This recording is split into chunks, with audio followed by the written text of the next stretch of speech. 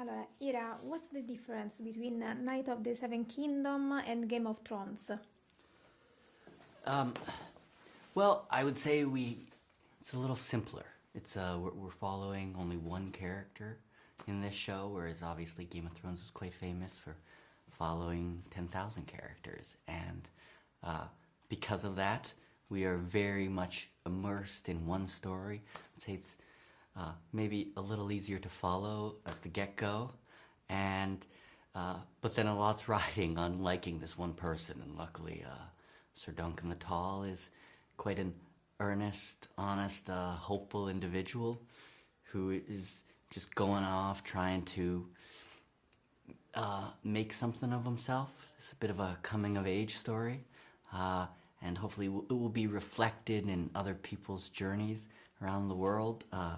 I don't know. I don't know what it is that everybody is connected so deeply with on the series. I hope it's the characters. I hope it's a kind of a odd couple pairing that we have. We are really Bran and Pod, the TV show. If that'll be enough to replace the dead coming to kill mankind is yet to be seen, I suppose. Dunk and Egg era a very different couple from the classic characters of Westeros. What struck you most about their relationship, and how did you manage to make it believable? I think George did a lot of the heavy lifting. We're quite a faithful adaptation to his novella. And the truth is the rest of it was done by Peter and Dexter. The first time we put them in a room together, they had a chemistry that you can't force, a chemistry that, I can't write. They related to each other in a way that felt like they were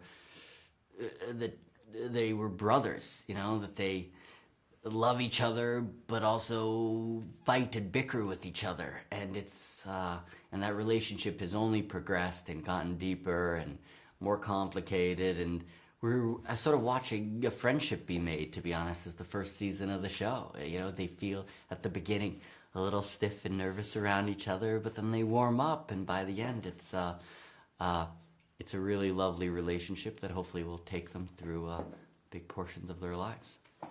During the creative process, was there any advice George Martin gave you? Yeah, very famously, I guess, don't fuck it up.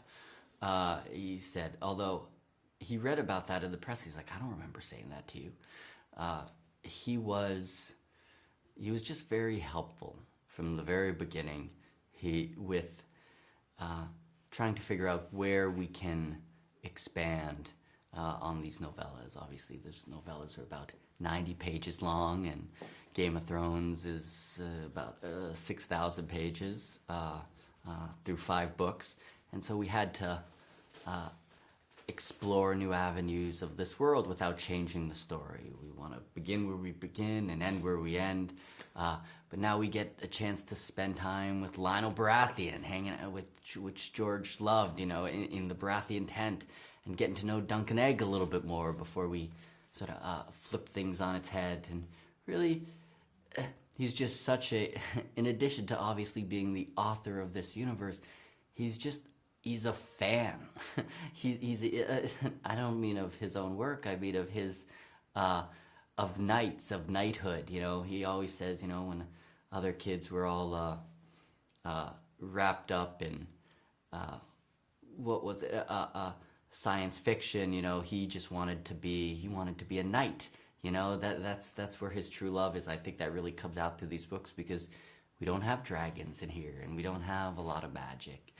This is sort of a simple, almost sword and shield story about Knights of the Round Table, about chivalry, about honor, and about a kid who lied on his resume, got the job, and now he's gotta go out and fucking do it. Last question. What was the most difficult scene to shoot?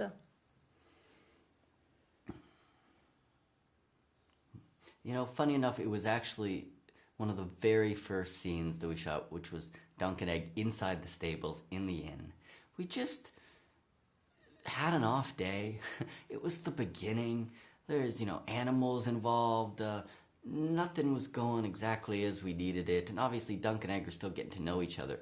It, that was a very difficult day, but then when we got into the edit and we put it together, we realized how brilliantly it worked, because the fact that they are a little stiff, the fact that they are a little awkward around each other, is actually exactly right for the story, because these two people don't know each other yet. So, now I just keep my mouth shut when we're having trouble, in production, and just know that it's going to work itself out eventually.